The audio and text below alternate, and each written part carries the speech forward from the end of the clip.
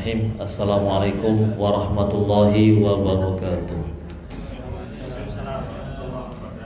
Innal hamdalillah nahmaduhu wa nasta'inuhu wa nastaghfiruh wa na'udzu billahi min shururi anfusina wa sayyiati a'malina.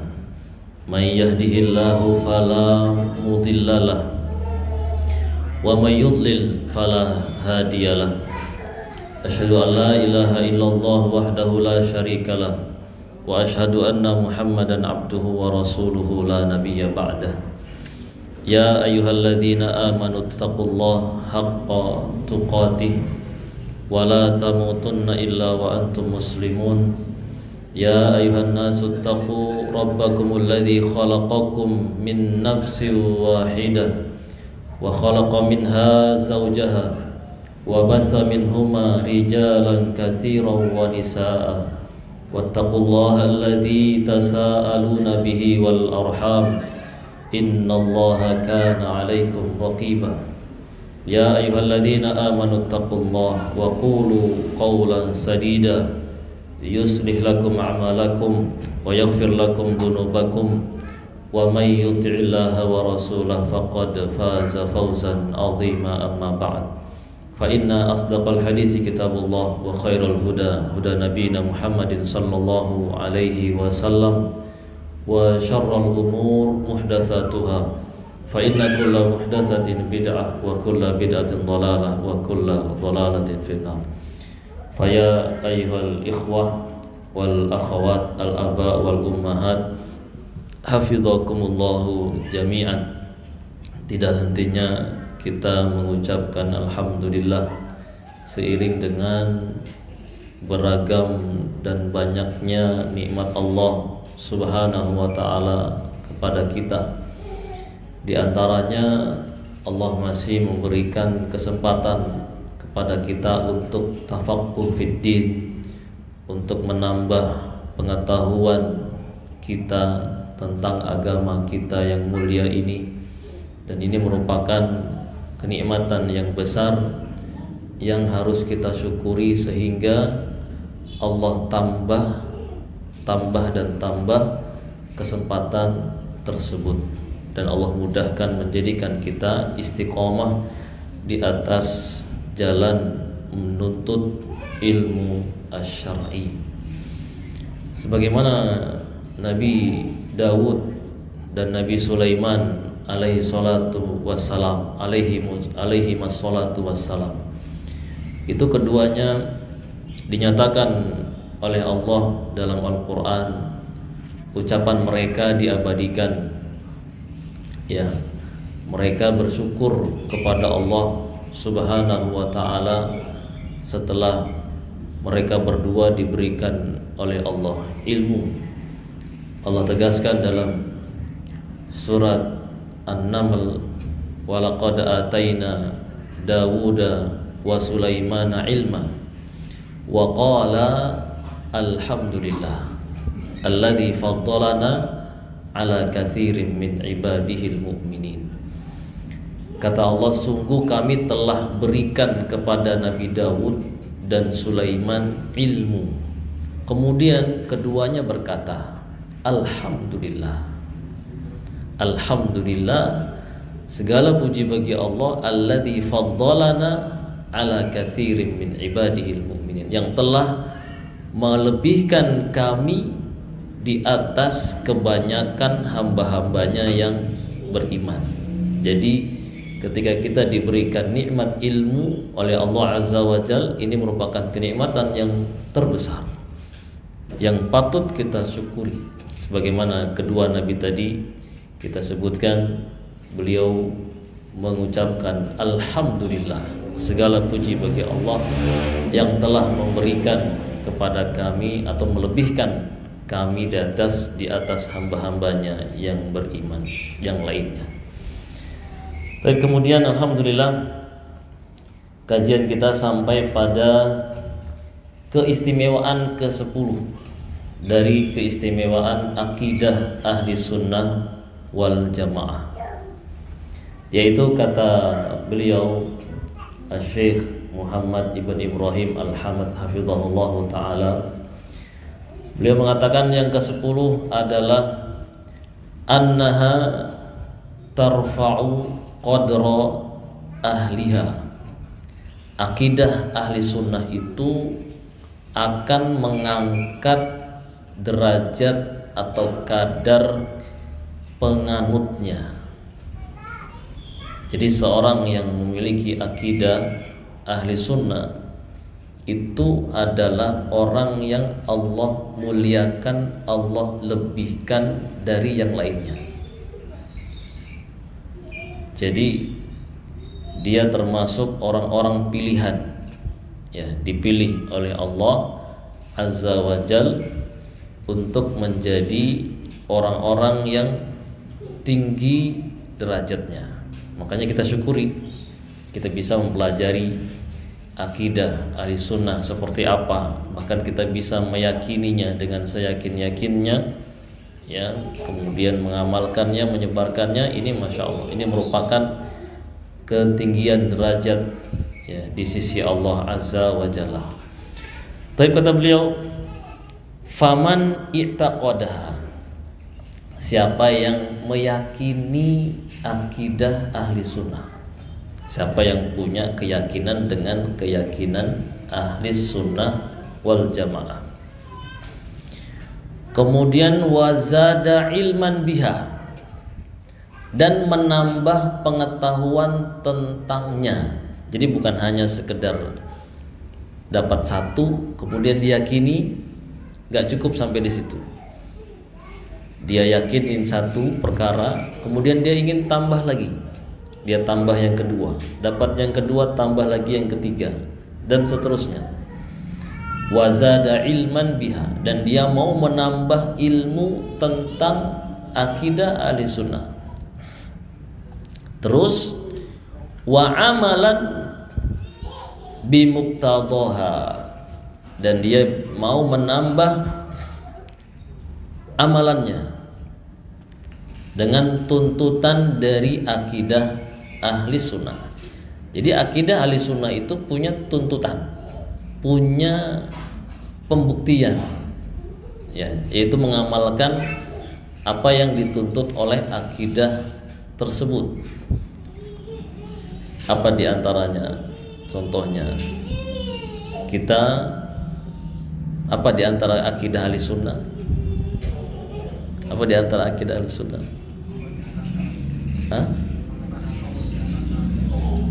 Meyakini sifat-sifat Allah, ya. Allah memiliki sifat-sifat yang sempurna. Allah memiliki sifat-sifat yang sempurna, nama-nama yang indah. Maka tuntutan amalannya apa? Apa tuntutannya? Kalau kita meyakini Allah memiliki sifat ini yang sempurna, Allah Maha mengetahui, Allah Maha berkuasa, Allah yang mencipta, Allah yang mengatur, apa konsekuensinya? Apa tuntutannya? Tuntutan amalan ini kan baru keyakinan. Ya, kita yakini Allah yang mencipta, kita yakini Allah yang mengatur, Allah memiliki ilmu yang luas, merahmati makhluknya. Kita yakini itu semuanya, dan Allah di atas arsy, tinggi di atas makhluknya, tidak butuh kepada makhluk. Apa konsekuensinya? Keharusannya apa? Iya, keharusannya adalah kita tetapkan Allah jadi satu-satunya yang kita ibadahi. Berarti kita harus amalannya gak boleh tercampur dengan kesyirikan. Gak boleh kita berharap lagi kepada makhluk pujian-pujiannya. Ya, ketika dalam membantu kah, beribadah kah, intinya semuanya kita harapkan Allah. Nah, ini terbentuk seperti itu jadinya, ada kaitan erat. Meyakini Allah memiliki sifat-sifat yang mulia, oh berarti Allah satu-satunya yang dimiliki, yang berhak diibadahi. Berarti kalau saya masih berharap pujian manusia, ya masih sedih kalau dicela oleh manusia, berarti masih belum ya mengamalkan keyakinannya. Padahal dia yakin Allah yang memberi, ya Allah yang akan memberikan pahala kepadanya di akhirat. Ya, disuruh berharap, hanya mengharapkan wajah Allah saja. Ya, tapi kita masih berharap pujian manusia, masih sedih kalau dicela manusia. Ya, intinya kan masih ingin dilihat orang lah. Intinya masih ingin dilihat orang. Maka berarti belum sempurna amalannya. Nah, ini terus ditambah, makanya terus ditambah. Makanya kita butuh setiap saat itu ada yang mengingatkan, ya, satu dengan yang lainnya dari saudara kita tentang akidahnya, karena akidah itu nanti akan membentuk amalan. Akidah akan membentuk amalan. Kemudian wa da'watan linnas ilaiha, dan dia mau berdakwah, mengajak manusia menuju akidah ahli sunnah. Jadi ada 4 poin kata beliau. 1, diyakini, kemudian ditambah ilmunya, kemudian diamalkan, ya, ilmu yang diyakini itu dia praktekkan, kemudian dia ajak manusia. Kalau ini dikerjakan, maka a'lallahu qadrahu, maka Allah angkat derajat dia, tinggikan derajat dia, wa rafa'alahu dzikrahu, dan Allah mengangkat untuknya pujian-pujian kepadanya, penyebutan namanya. Wa nusyira bainan nas fadlahu, dan Allah akan sebarkan di antara manusia keutamaannya, fardan au jama'atan, fardan kana au jama'atan, baik itu person individu manusia, satu orang, ya, perorangan atau kelompok. Perorangannya kalau dia mau seperti ini, gak usah mengharap pujian manusia, harapkan saja wajahnya Allah, harapkan pahala dari Allah, maka dia akan diangkat derajatnya.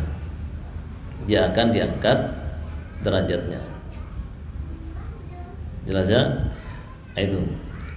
Baik itu perorangan atau kelompok. Ya, seperti di sini ada kelompok, ya. Kelompok pengurus masjid misalnya.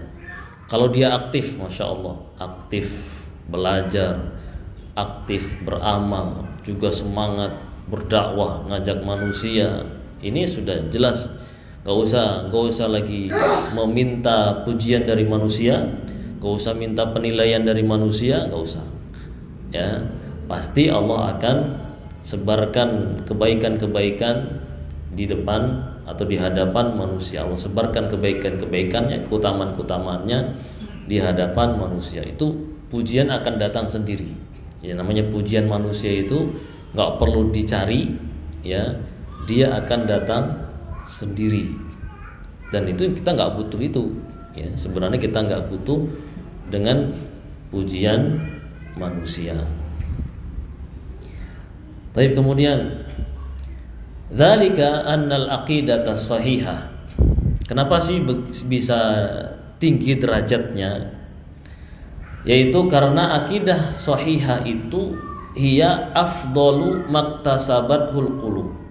Dia adalah sesuatu yang paling afdal yang diambil oleh hati, yang didapatkan oleh hati, sesuatu yang paling afdal yang didapatkan oleh hati. Wa khairu ma adrakathul uqul, ya. Dan sesuatu yang terbaik yang didapatkan oleh akal. Sesuatu yang terbaik yang didapatkan oleh akal, yang memang sesuai dengan akal. Ya, akidah ahli sunnah itu yang sesuai dengan akal. Maka fahiyatusmirul ma'arifa an-nafi'ah. Maka akidah sahihah ini hasilnya apa? Hasilnya akan membuahkan pengetahuan yang bermanfaat, pengetahuan yang benar, ya, baik tentang Allah, tentang Rasulnya, pengetahuan tentang agamanya, itu akan menghasilkan pengetahuan yang benar. Terus yang kedua wal akhlaqal aliyah. Nah, ini yang penting. Membuahkan akhlak yang tinggi. Ini ya poin pentingnya yang perlu dicatat. Akidah Ahlussunnah itu akan membuahkan akhlak yang tinggi. Ya, akhlak yang tinggi. Nanti kita contohkan insyaallah. Allati manittasafa biha tanaha fadluhu. Siapa yang bersifat dengannya maka akan tinggi keutamaannya. Wa kamula su'daduhu, dan akan sempurna kemuliaannya. Wa ala bainan nasi qadruhu, dan akan tinggi di antara manusia kadarnya. Dia akan tinggi kadarnya. Coba perhatikan. Seorang yang meyakini dengan janji-janji Allah. Janji-janji Allah, yang meyakinilah Allah Maha memberikan rezeki, Allah Maha merahmati, ya, dan Allah janjikan bagi orang-orang yang beramal soleh ini. Banyak lah kan sudah paham insyaallah janji-janjinya Allah Subhanahu wa taala baik di dunia ataupun di akhirat nantinya. Nah, orang yang meyakini ini, dia akan terbentuk dirinya satu. Apa? Orangnya berani, jadi pemberani. Kok bisa akidah Ahlussunnah membentuk seorang yang pemberani? Ya, berani melawan musuh, menghadapi musuh, berani berdakwah, berani berkorban, baik jiwanya maupun hartanya. Kok bisa? Apa hubungannya? Apa hubungannya Mas Waras? Apa hubungannya? Hah? Kan yakin dengan janji Allah kan? Allah yang menguasai semua makhluk ini kan? Allah yang menguasainya. Allah yang maha memberikan rezekinya. Allah yang mengaturnya. Jadi ketika dia misalnya berani berkorban, ya, berani berkorban, mengorbankan waktunya, mengorbankan pikirannya, mengorbankan hartanya, jiwanya, ini pasti ada bayarannya nggak dari Allah? Pasti kan? Ya, kalau orang yakin ini berarti dia akan berani berkorban. Ya, berani berkorban jiwa dan raganya. Nah, kalau kita masih mikir mau mengorbankan waktu, masih mikir, ya, mau mengorbankan apa pikirannya juga masih mikir lagi, apalagi mau mengorbankan hartanya, apalagi mau mengorbankan jiwanya. Waalaikumsalam. Kalau kita mikirnya masih panjang, kira-kira apa yang kurang? Kurang yakin, ya, kurang yakin, keyakinannya yang kurang. Kalau kurang gimana? Yo, diyakinkan lagi.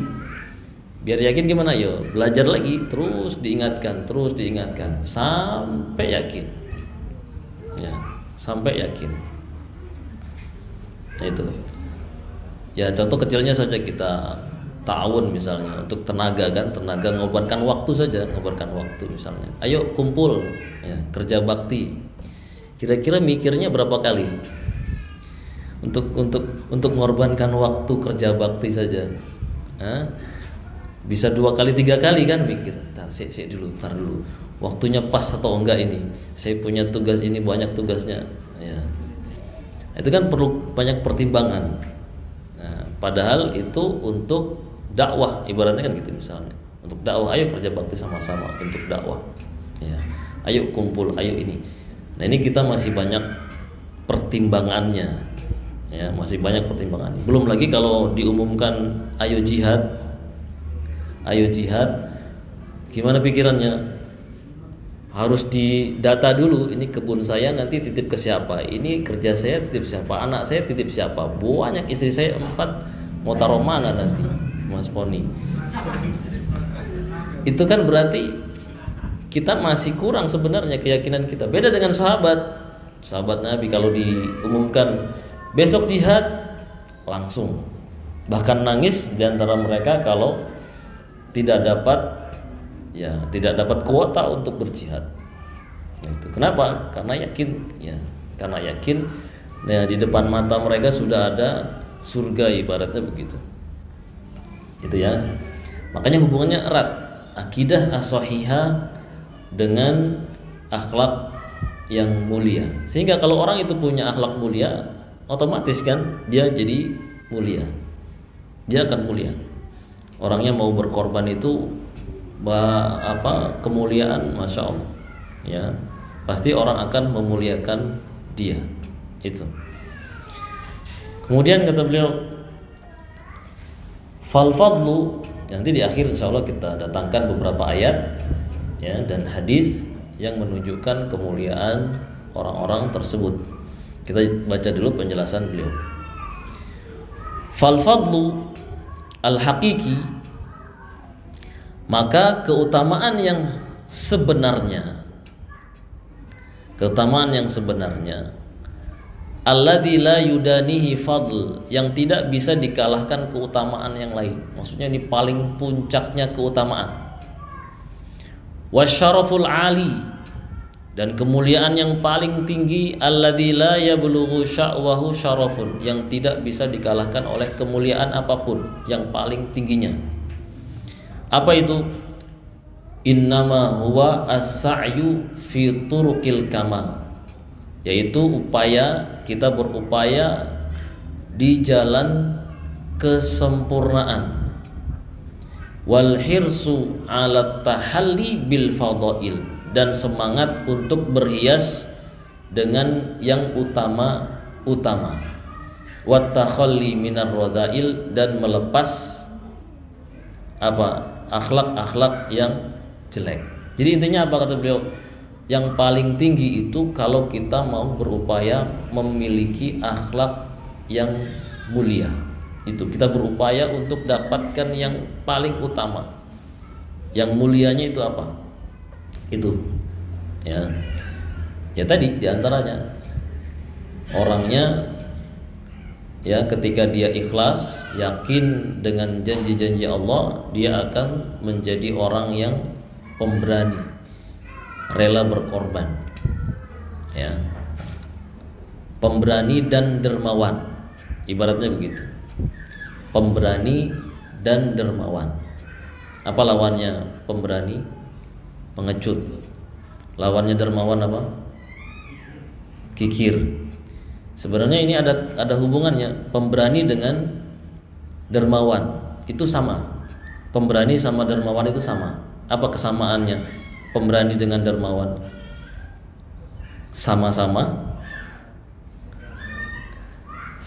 kaya, sama-sama rela berkorban, sama-sama mau mengorbankan.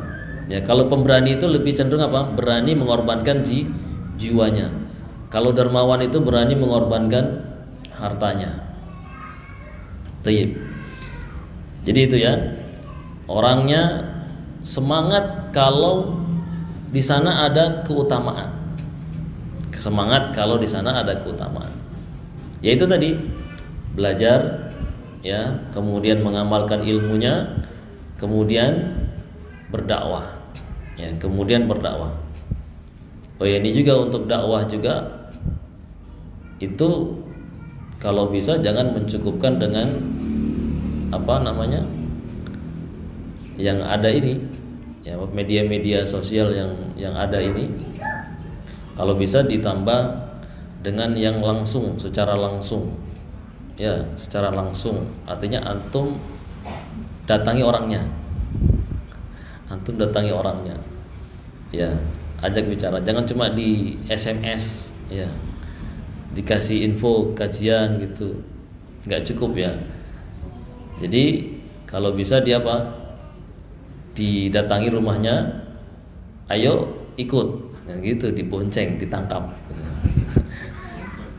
Terutama siapa yang paling utama ditangkap duluan? Ya satu keluarga itu nggak perlu ditangkap. Kalau keluarga, teman-teman kita yang pernah bersama kita itu yang perlu ditangkap dulu ya, yang dulu sudah pernah ya kan, pernah kelihatan kok nggak kelihatan misalnya. Nah, itu coba antum tangkap di mana dia berada ya. diajak maksudnya. Plus baru nanti kalau sudah itu ya baru nanti yang mungkin baru dikenal sama antum, ayo, nah di sana ada kajian, ayo ikut ya. Kalau ini antum praktekkan, insya Allah ya orang-orang di sekitar kita juga mendapatkan nikmat ilmu tersebut ya, dia akan juga tahu ya, dan seterusnya. Cuma yang kurang mungkin ya ini prakteknya, praktek yang seperti ini yang kurang ya. Taib. Kemudian, dan kalau ngajak sekali apa dua kali? Berkali-kali ya, berkali-kali. Ya, berkali-kali. Dan kita rasakan sendiri ketika orang itu misalnya ngajak pertama kemudian kita tolak. Kemudian ngajak lagi kedua kali.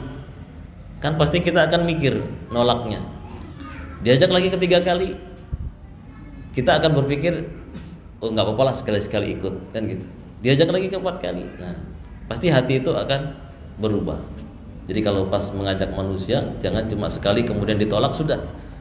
Ya, sebagaimana antum ingin mendapatkan pasangan hidup, ya kira-kira sekali dilamar atau dua kali ngelamarnya. Nah kalau yang ngelamarnya cuma sekali, berarti nggak terlalu berharap dia. Ya. Kalau sekali ditolak, besok dilamar lagi, ya insya Allah besok diterima. Ya gitu, manusia kan gitu, ya. Baik. Kemudian wahadal fadlu huwa alladhi yurqil quluba. Keutamaan ini dialah yang meningkatkan hati, maksudnya yang menaikkan derajatnya hati. Wa yuzakkin nufusa, dan bisa membersihkan jiwa. Wa yunqil basaira, dan bisa membersihkan pandangan, pengetahuan. Wa yusilu ahlahu ila a'lal ghayat, dan menyampaikan, mengantarkan penganutnya ke puncak derajat tertinggi. Wa asmal maqamat, dan kedudukan yang paling tinggi. Ya, kedudukan yang paling tinggi. Nah, seperti itu kalau kita ingin ya derajatnya tinggi di sisi Allah. Allah yang akan mengangkatnya. Ya, Allah yang akan mengangkatnya. Kita nggak perlu mengangkat diri kita sendiri.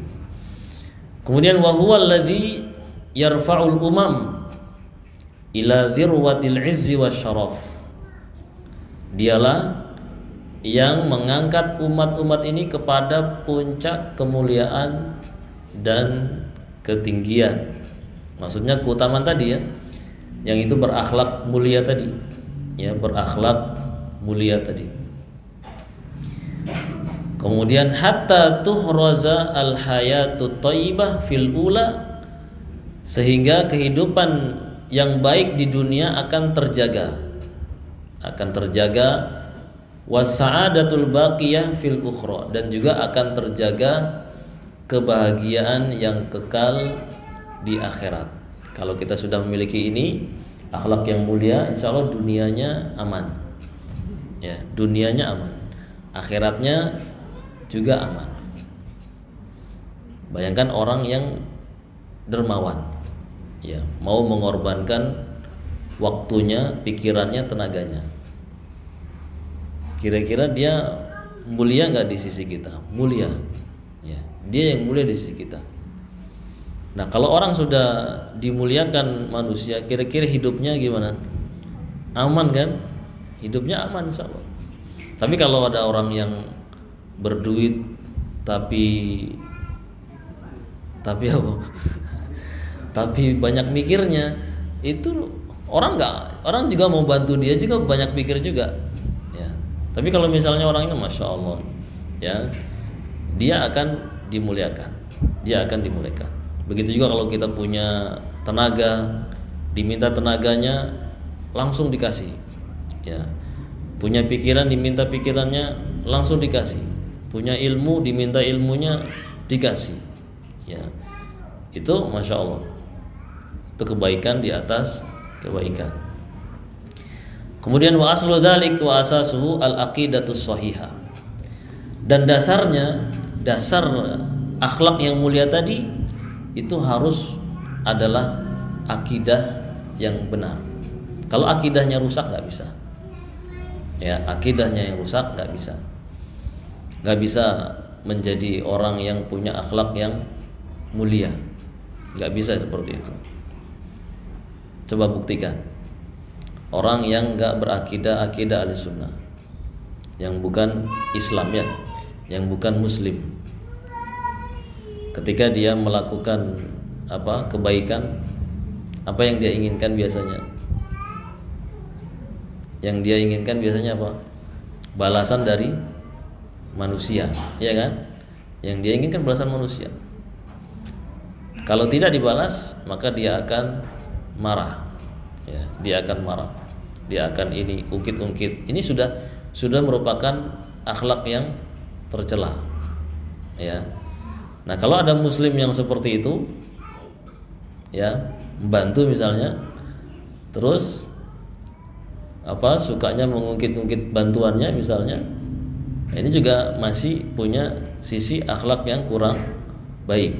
Ya, yang seharusnya kan dia hanya mengharap balasan dari Allah saja. Ya, kalaupun nanti dibalas jelek sama orang yang pernah kita bantu, yaitu urusan dia sendiri. Yang penting urusan kita kan bantu dia. Ya, adapun dia mau balas kita dengan kejelekan, itu tanggung jawab dia sendiri. Kita harapannya hanya kepada Allah Azza wa Jalla. Itu ya. Jadi intinya akidah yang sahihah membuat diri kita menjadi yang berakhlak mulia. Sebagaimana Nabi isyaratkan sebenarnya dalam sebuah hadis, Nabi katakan akmalul mu'minina ahsanuhum khuluqa. Yang paling sempurnanya dari orang mukmin itu, ya, atau orang mukmin yang paling sempurnanya itu adalah yang paling bagus akhlaknya. Ini jelas ada hubungannya ya. Imannya yang kuat itu akan membuahkan akhlak yang baik. Ya, akan membuahkan akhlak yang baik. Tapi kemudian al-muassasah 'alal iman billah, yang dia berdasarkan di atas keimanan kepada Allah, wa malaikatihi, beriman kepada malaikat-malaikatnya, wa kutubihi, beriman kepada kitabnya, wa rusulihi, beriman kepada rasulnya, wal yaumil akhir, beriman kepada hari akhir, wal qadari khairihi wa syarrihi, dan takdir yang baik maupun yang jelek. Ini rukun iman ini kalau kita imani, benar-benar imani, itu akan membuahkan tadi, benar-benar membuahkan akhlak yang mulia tadi.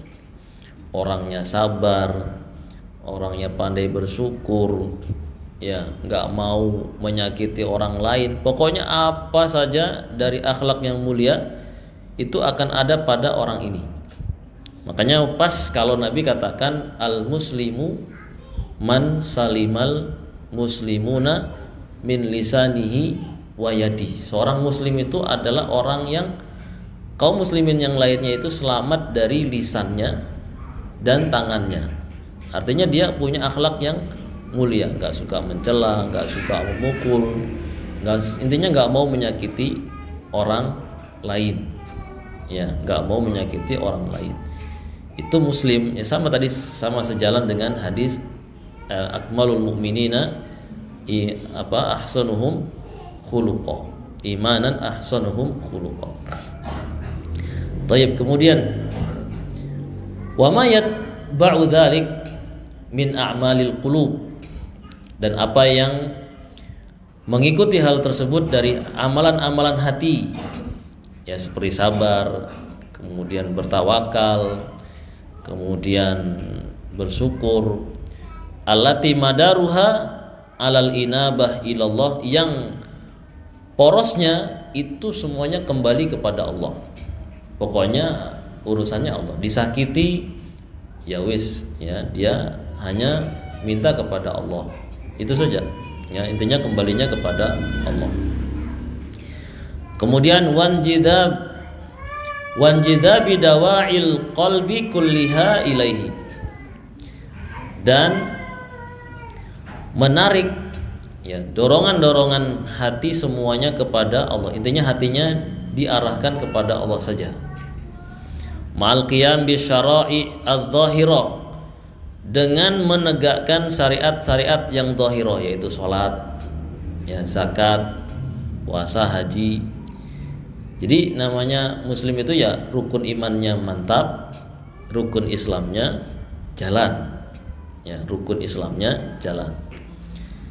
Wa ma yatba'u dzalika minal qiyam bi huquqil khalqi kafah. Juga ditambah lagi yaitu menjalankan hak-hak makhluk secara sempurna semuanya. Jadi dia hubungan kepada Allahnya baik, hubungan kepada makhluknya juga baik. Kalau ada orang yang mengaku ahlu sunnah tapi akhlaknya masih kurang baik kepada sesamanya, berarti apa? Akidahnya KW, kok KW maksudnya? Akidahnya masih belum murni, ya, masih ikut-ikutan saja, ya, masih ikut-ikutan. Dia belum mendalami benar-benar beriman kepada Allah itu seperti apa, gitu ya. Beriman kepada hari akhir itu seperti apa. Dia masih mengikuti hawa nafsunya kan, ya. Disakiti dia balas yang lebih sakit lagi kan gitu. Intinya akhlaknya masih kurang bagus misalnya. Maka yang kita perlu koreksi adalah akidahnya, ya. Yang kita koreksi ada akidahnya. Taib. Nah, maka lihat beliau mendatangkan sebuah ayat. Nanti kita tambahkan beberapa ayat dan hadis insyaallah. Nah, Allah mengatakan, kata beliau, Allah berfirman, yarfa'illahu alladhina amanu minkum walladhina utul ilma darajat. Allah akan mengangkat orang-orang yang beriman di antara kalian dan orang-orang yang diberi ilmu beberapa derajat, dengan syarat yang tadi, ya. Allah mengangkat orang-orang yang beriman, syaratnya apa tadi? Dan orang berilmu, syaratnya dia beriman, terus menambah ilmunya, kemudian mengamalkan ilmunya dan mendakwahkannya. Kemudian imannya itu menghasilkan apa? Menghasilkan akhlak yang mulia. Ilmunya itu menghasilkan akhlak yang mulia. Baru Allah akan angkat dia. Tapi kalau cuma sekedar katanya beriman atau sekedar katanya berilmu, ternyata akhlaknya nggak bagus, maka gimana? Belum diangkat. Ya, artinya konsekuensi di sini Allah sebutkan dia beriman dan berilmu, itu tuntutannya adalah mengamalkan ilmunya.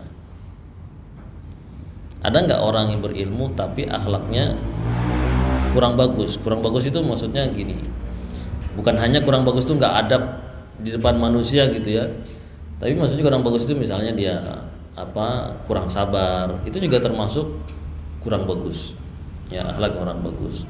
Atau lisannya suka mencela, ya, itu juga termasuk yang kurang bagus, ya.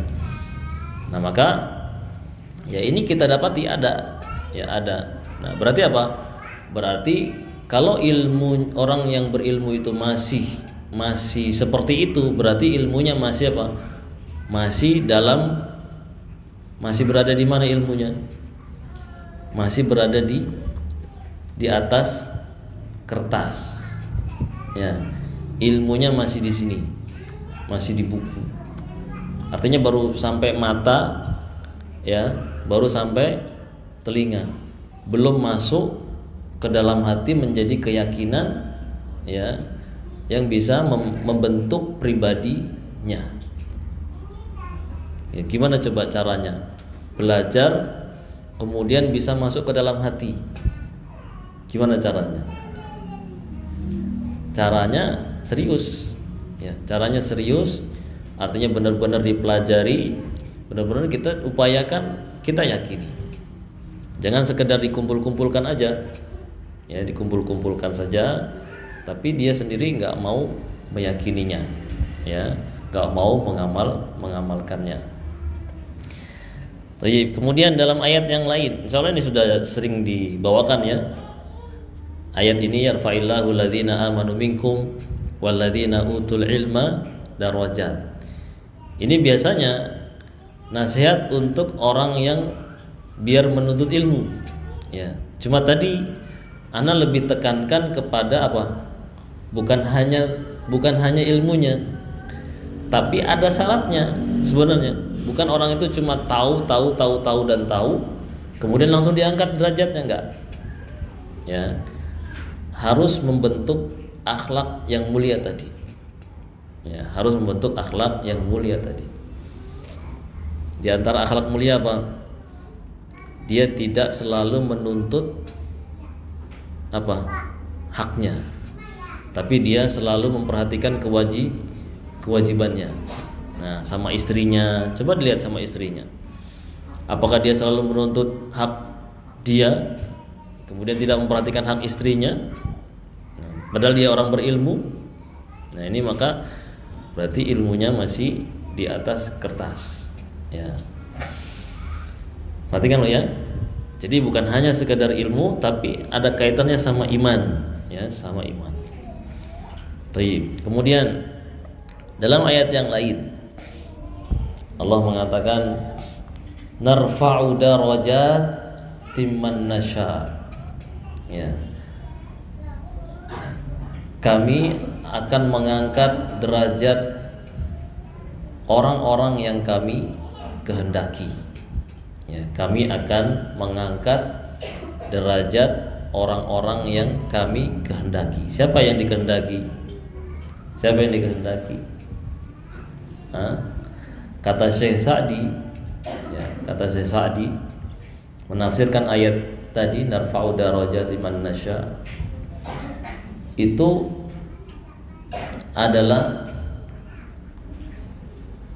khususon, kata beliau, terlebih khusus al-alim, al-amil, al-muallim.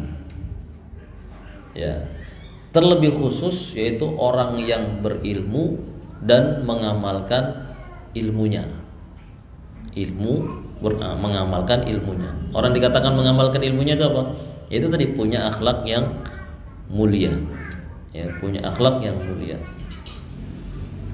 Dan dia mau mengajarkan. Jadi al-alim, amil, al-muallim. 3. Apa alim berilmu, amil beramal, muallim berdakwah, ya, muallim berdakwah. Nah, 3 ini, ya, 3 ini harus ada pada dirinya, baru Allah angkat derajat dia. Kalau tidak, justru ilmunya itu yang nanti akan merendahkan dia di dunia dan di akhirat nanti. Ya. Tayyib, ayat yang lain Allah mengatakan dalam surat Al-Anfal. Kalau tadi surat Al-An'am, ya. Ini surat Al-Anfal. Allah mengatakan ulaika humul mu'minuna haqqan lahum darajatun 'inda rabbihim wa maghfiratu wa rizqun karim.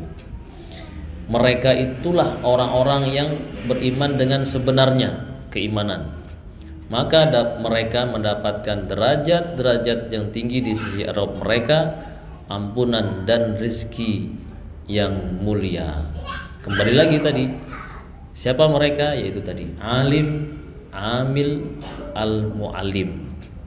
Ya, alim, amil, muallim. Tayyib, terakhir, ya, terakhir insyaallah. Ada sebuah hadis yang bisa menggugah kita lah, ya, bisa menggugah kita. Hadisnya sudah masyhur sebenarnya, yaitu hadis dari Ibnu Umar, ya, radhiyallahu anhuma, Qala sami'tu Rasulullah sallallahu alaihi wasallam yaqul.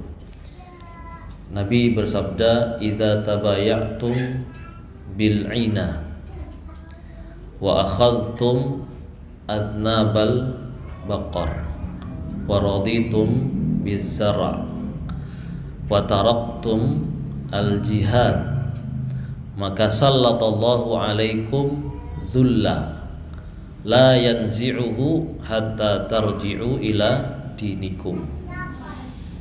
Ya, ini hadis riwayat Abu Dawud. Nabi mengatakan, kalau kalian sudah berjual beli dengan inah. Inah itu salah satu bentuk hilah untuk mendapatkan uang, tapi dia tercampur dengan riba. Ya, ada ribanya. Sebenarnya dia ingin pinjam uang dengan riba, tapi dibungkus dengan jual beli. Itu namanya berjual beli dengan inah. Pernah gambarannya? Ingat gambarannya? Jelas ya? Dia ingin pinjam uang dengan riba, tapi kalau pinjam uang pakai riba dia nggak mau. Ya, ini tahu dia riba. Akhirnya dia bungkus dengan jual beli. Ya, jual beli. Nah, kalau jual beli kan boleh. Nah, menurut dia jual beli boleh. Tapi tetap hukumnya tidak boleh. Nah, kalau kalian jual beli dengan inah, kemudian wa akhadhtum atnabal baqar, kalian mengambil ekor-ekor sapi. Untuk apa diambil ekor sapinya? Dibuat sebuntut? Enggak. Buat apa? Diambil itu maksudnya artinya dia ridho dengan peternakan. Ya. Dia lebih senang dengan peternakannya.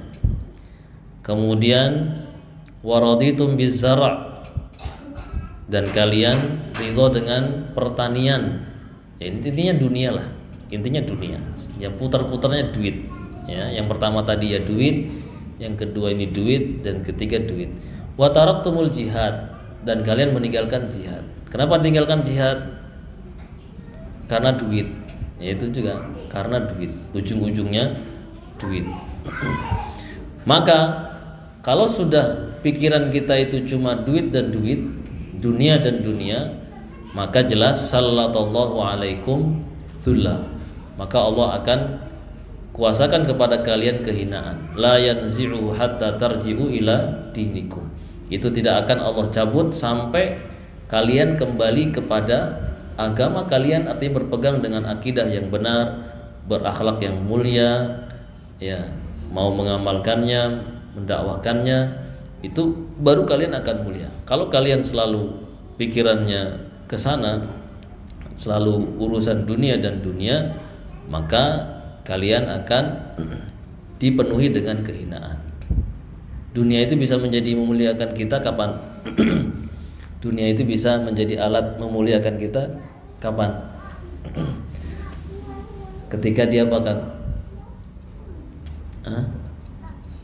Ketika dia apakan? Boleh cari dunia, tapi biar apa? Dijadikan apa? Iya, dijadikan sarana-sarana untuk mendekatkan diri kepada Allah. Bukan berarti nggak boleh. Dan jangan terkait dengannya. Boleh dicari, tapi jangan terikat dengannya. Terbukti kapan kita terikat atau tidak terikatnya? Terakhir lo ya, terakhir terus ya. Kapan kita terbukti tidak terikat dengan dunia? Kapan? Kapan kita terbukti tidak terikat dengan dunia? Ketika tidur. Ketika ada seruan untuk beribadah, kita lebih mendahulukan ibadah, ya sholat, zakat, ya jihad. Ya, terakhir itu jihad, itu yang paling jelas membuktikan keterikatan kita sama dunia atau tidak. Ya, itu jelas ya. Wallahu a'lam bishawab. Mudah-mudahan nggak ada pertanyaan. Nggak ada, Mas Agung, nggak ada pertanyaan? Atau mau ditanya? Mau ditanya? Ya, tapi mudah-mudahan apa yang kita pelajari kali ini bisa benar-benar mengangkat derajat kita dengan syarat tadi ya, dengan syarat kita amalkan, jadikan ini sarana untuk membentuk akhlak yang mulia pada diri kita, sehingga benar-benar Allah mengangkat derajat kita di dunia dan di akhirat. Wallahu a'lam bishawab, kurangnya mohon dimaafkan. Subhanallah bihamdik, asyhadu an la ilaha illa anta, astaghfiruka wa atubu ilaik. Faddalu barakallahu.